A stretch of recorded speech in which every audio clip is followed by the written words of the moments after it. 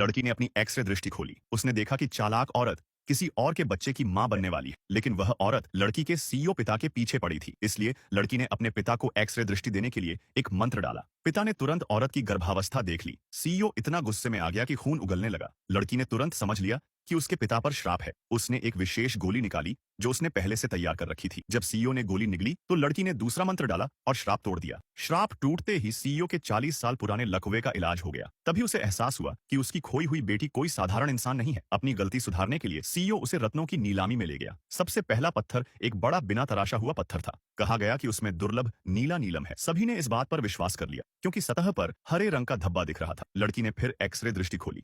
उसने देखा कि पत्थर पूरी तरह बेकार है। उसने अपने पिता से कहा कि इस पर बोली मत लगा। एक अमीर आदमी ने उनका मजाक उड़ाया। उसने कहा, अगर पैसे नहीं हैं तो नीलामी में नहीं आना चाहिए। लेकिन लड़की ने उसे पूरी तरह अनदेखा कर दिया। अमीर आदमी ने $2 मिलियन में वह पत्थर खरीद लिया। फिर दूसरा पत्थर लाया गया। अजीब बात यह थी कि किसी ने बोली नहीं लगाई। सभी ने सोचा कि यह साधारण पत्थर है। लड़की ने फिर एक्स-रे दृष्टि खोली। उसने देखा कि उसके भीतर अनमोल खजाना छिपा है।